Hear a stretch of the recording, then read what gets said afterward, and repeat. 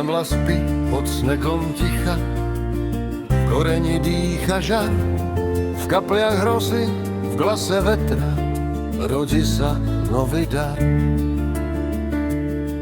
Tieni plujú k horám dalekým, svetlo klepe na práhdni, v srdci plane starý ogon, čo nás znova probudí.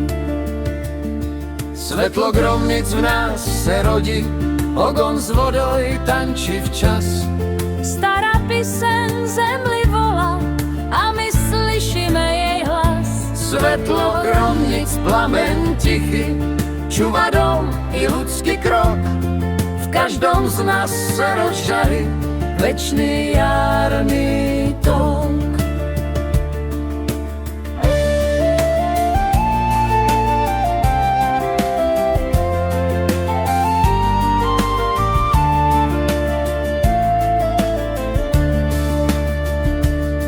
V dlani nosím kapľu neba, svicu z voska, dých i den.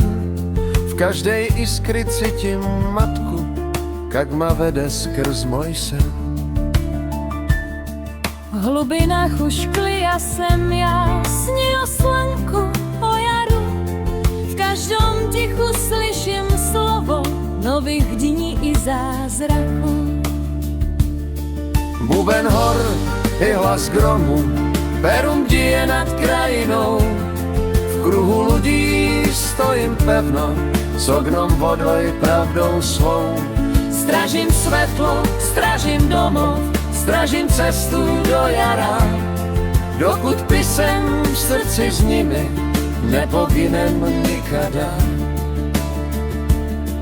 Hora slyší, reka zná, duša každá vstáva sa. Zima mine, svetlo gre, v každom z nás sedem rodí.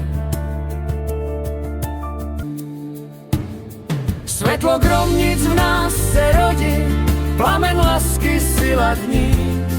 Zemla nebo spolu v kruhu, v starom rytme snu. Svetlo gromnic, svetlo v srdci, neseme ho dál, dokud slnko, voda, ogon budú s nami stál.